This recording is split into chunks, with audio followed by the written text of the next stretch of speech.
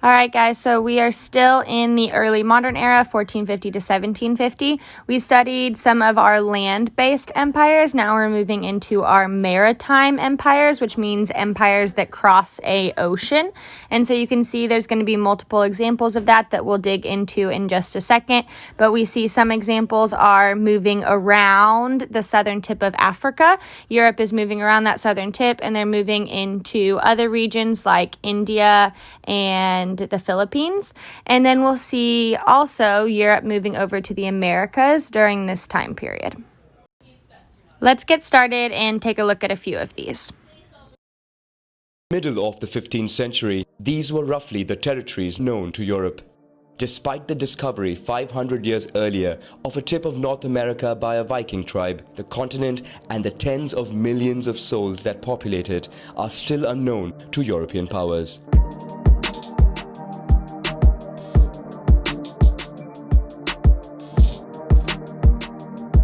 For centuries, Europe is mainly oriented towards Asia, from where silk, spices, and other goods originate.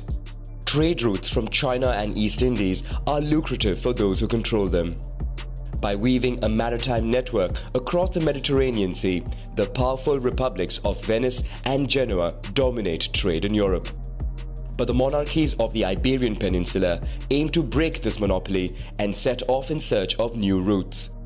More efficient ships are built, boosting exploration of the Atlantic Ocean. May of 1453, when the Ottomans smashed the thick walls of Constantinople, captured the city, and beheaded the Byzantine emperor. You probably don't remember May of 1453, come to think of it, but you remember learning about it. It was a bit of a footnote in our first episode, but you never know when the footnotes are going to be very important, and that one really did change the world, because with the Ottomans now also controlling much of Southeastern Europe, they established a navy, which they used in the Black, Adriatic, and other seas in the region. Ottoman domination meant that other European kingdoms and empires needed to find different paths to Afro-Eurasian trade routes, which ultimately helped spark the voyages of explorers from the Iberian Peninsula.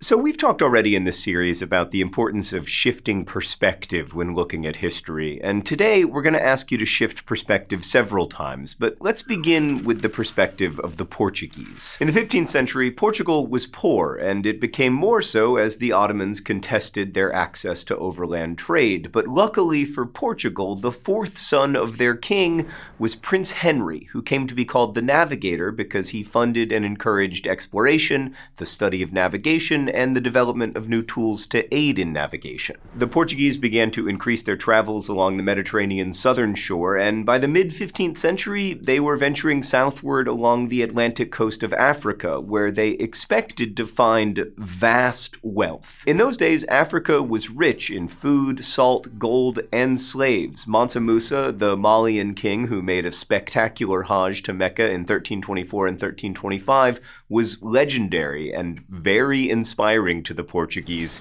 He had an entourage of 60,000 people, including 12,000 slaves and huge quantities of gold. He seemed like the model of what the Portuguese hoped to become by traveling to Africa, that is, rich beyond imagining. In this pursuit of food, slaves, and gold, the Portuguese gradually made their way down the African coast, locating island clusters like the Canaries, and they kidnapped local people to sell into European slave markets and began dotting the coast with stone fortresses that doubled as trading stations. And there, many European men partnered with African women and started families. These women were often themselves traders and would be crucial for all European nations because they were the main force behind local markets and regional trade networks, and they provided essential connections to trade. Again, most of the Portuguese explorers were poor, and many of these female traders from Africa were wealthy and successful. From their perspective, Portuguese traders offered them new markets and access to new goods. I know we're all very accustomed to thinking of Europe as rich and Africa as poor, but that frame is both relatively new and way too essentialized. tantalizing. The truth, as always, resists simplicity. So in 1488, Bartholomew Diaz rounded the Cape of Good Hope, or as it was called at the time, the Cape of Storms, and then the Portuguese ventured even further afield into the Indian Ocean. Vasco da Gama eventually succeeds in opening a new sea route to India. During the second expedition, Portuguese ships head westward to bypass strong sea currents, thereby discovering a new land located east of the meridian of Tordesillas. Colonies are quickly established there. When we talk about explorers and exploring, we often conjure up images of intrepid groups wearing hats trekking through empty lands in search of hidden treasures. But that was certainly not the reality when, for instance, Vasco da Gama reached India in 1498 and found a highly developed Indian Ocean commerce with trading posts run by sophisticated Muslim merchants. Da Gama's instincts were to menace and fight them, and he did. And when the Portuguese reached Southeast Asia and China, they found a cornucopia of goods that Europeans would come to crave and about whose production they knew very little. Colorful washable cottons, finely crafted porcelain, also tea. Where would we be without tea? Well, I'd be fine, actually. I'd just drink coffee. What's that? Oh, Stan informs me that coffee also isn't from Europe. By the 17th century, the Portuguese were importing millions of pieces of porcelain into Europe, along with lots of delicious spices. And spices were not only important for flavoring, but also for food preservation, which I suppose is a kind of flavoring if you like your food to not taste moldy. All right, let's go to the thought bubble. The Portuguese Empire was, at first anyway, a trading empire, with small and agile ships known as caravels patrolling ports and collecting large fees. The wealth would be extracted from controlling shipping and trading routes, as the Ottomans were doing in the Eastern Mediterranean. In contrast, the Spanish Empire, which began in 1492 with the exploratory voyages of Genoese ship captain Christopher Columbus, was based on colonies. That is, rather than controlling trade routes, the empire would control the land itself and the people who lived there and extract wealth from them to enrich the empire. Columbus was a student of geography and maps, and he'd lobbied the Portuguese king to back his voyages, but when that didn't go to plan, he headed for Spain to petition its devoutly Catholic rulers, Queen Isabella of Castile and King Ferdinand of Aragon. These two monarchs were finishing up the drive to expel Muslims from Spain and force Spanish Jews to convert to Christianity, but religious persecution wasn't cheap. The motto of the Iberian Pathfinders, God, Gold, and Glory, perfectly described their ambitions, although perhaps not in that order. Hopping the islands along the African coasts and using the trade winds, Columbus's ships made it to the Caribbean islands, and his crews, which tellingly included both clergy and bankers, found signs of gold, but not great quantities of it. However, they did find people to enslave, and because no one knew the size or shape of the Americas, there was the perpetual hope that gold or other riches might lie just on the other side of this river or that mountain. Thanks, Thought Bubble. So I want to stop here to shift perspective. From the perspective of European explorers, these lands were new and potentially very lucrative, and the colonization model that Spain adopted and that Portugal began using in Brazil, and that the rest of Europe's empires would eventually use, was built on the idea that colonies existed for the benefit and enrichment of the colonizers, and secondarily to convert human souls to Christianity. Much of the wealth that was generated by these empires was done so by claiming human beings as a form of property, both through the slave trade and through forcing colonized people to work. And the systems that were built to support the colonies, from roads and bridges to churches, were built to extract wealth and convert people to Christianity. So from the perspective of indigenous people living in colonized communities, colonization meant impoverishment in many forms: the loss of land for use, the loss of life itself at an unprecedented scale, the loss of long-held religious beliefs, and the loss of all sorts of community assets. But from the colonizers' perspective, it meant the possibility of getting rich, and so waves of ambitious sailors followed Columbus, searching both North and South America for extractable wealth. Okay, another breakthrough occurred between 1519 and 1522 when Ferdinand Magellan's Spanish ships circumnavigated the globe. Magellan had alienated members of the Portuguese court, and like Columbus, he found no backing for his proposed trip there. Also, like Columbus, he went to Spain to ask them to fund his voyage. If you were going to be somewhere between 1519 and 1522, on one of Magellan's ships was not necessarily the best place. The conditions and Magellan's no-nonsense discipline caused mutinies and other problems which Magellan handled harshly, executing or marooning mutineering captains in his fleet. But after finding the straits at the tip of South America, the fleet set sail across the Pacific, eventually returning to Spain despite Magellan's death at the hands of local leaders in the Philippines in 1521.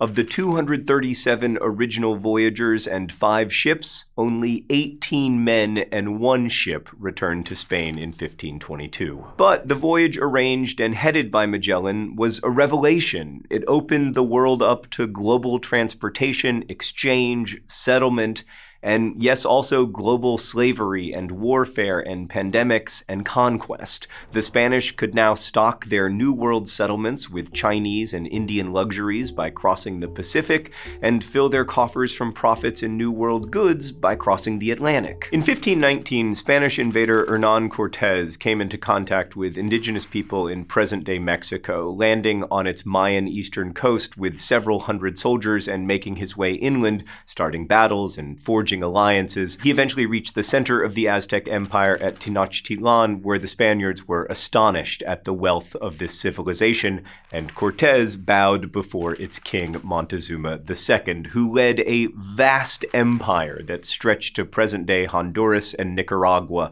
The capital had tens of thousands of inhabitants, perhaps hundreds of thousands. Markets overflowed with luscious produce and crafts, and the city had a sophistication that, like the wealth itself, was foreign to Europeans, even if the Aztec practice of human sacrifice was also foreign. A similar awe filled Francisco Pizarro when he saw the textiles and silver and gold objects crafted by the Incas, who'd also created thousands of miles of roads and efficient institutions to hold their vast empire together along the west coast of present-day South America. Both Pizarro and Cortés relied on help from rival indigenous communities to help them take control from the Incas and Aztecs. The conquerors also married the princesses and other noble women they had raped as a ritual of domination, and marriage gave them access to insider information, local networks, and the wealth that such women possessed, including wealth in enslaved peoples. So Iberians were incentivized to set sail by their poverty and by their Catholic faith,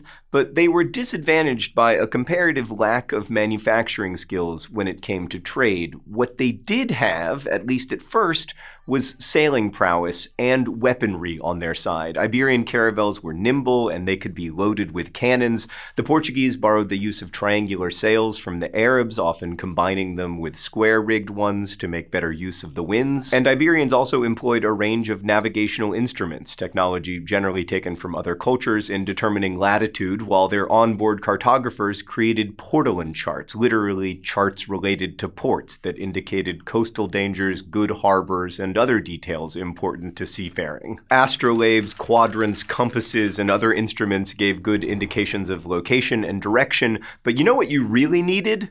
A clock. That's right, there's a clock in the center of the world. This $6 clock is an astonishing piece of technology. Stan would like me to point out that it was actually $8. Thank you for your support at patreon.com/crashcourse. It wasn't until the 18th century development of the chronometer that sailors could chart longitudinal location, and even now, GPS relies on extremely precise knowledge of the time. In short, when it comes to history and also everything else, it's not just a question of where you are, it's a question of when you are. Early European explorers almost always had to enlist local people to advise them in how to navigate the seas, especially in the Indian Ocean, and local non-European traders served as intermediaries for the artisans in porcelain, cotton, and other crafted products. Through them, Europeans slowly learned about trading procedures, sources of goods, and the means of judging quality, as initially the Iberians were not well acquainted with the goods available in these trading ports. And there were other go-betweens, like translators connected connecting Europeans and local people. One example is Malinche, or Doña Maria, as the Spanish called her. She facilitated the passage of Hernán Cortés and his small army across Mexico and into the capital of the Aztec Empire, gathering allies for him and warning him of impending danger along the way. And because of the hostilities among different groups that predated the arrival of Europeans, go-betweens who knew about these animosities could use them to help mobilize support for the Europeans so that one local group would lead the charge against another. That happened in the conquest of both Central America in the 1520s and the Inca Empire in the 1530s. In Europe, meanwhile, all of this voyaging and conquering produced a lot of tension between the Iberian kingdoms. What land would be Spain's? What land would be Portugal's? A treaty sponsored by the Church eventually settled disputes between Spain and Portugal over territory that each was claiming. I mean, who do you call about property disputes if not the Pope? The Treaty of Tordesillas, which was signed in 1494, provided a permanent line of demarcation 370 leagues west of the Cape Verde Islands off the Atlantic coast of Africa, and in 1529 another treaty set bounds for each country in the Indian Ocean and Pacific regions. But treaties, of course, did not prevent the death at the hands of European weaponry and the diseases that contact entailed. In the Western Hemisphere, the local inhabitants' lack of resistance to European diseases was probably a more important factor in conquest than weaponry was. In the long run, violence, enslavement, and European diseases like smallpox and measles led to the death of perhaps as much as 90% of the indigenous American population. Diseases spread and killed so quickly that entire communities ceased to exist almost at once, and with them their traditions, stories, and values. Meanwhile, colonization proved extremely lucrative for Spain and Portugal, which within a century went from being poor kingdoms to astonishingly rich ones, especially after 1545, when the Spanish uncovered a huge deposit of silver in Potosi in present-day Bolivia and began conscripting indigenous people to do the most dangerous work in the mines. Migration to both regions swelled, and ships now crisscrossed both the Atlantic and the Pacific, and this huge influx of wealth to Spain and Portugal would reshape power in Europe and also life everywhere else, as everything from microbes to ideas suddenly had a truly global reach.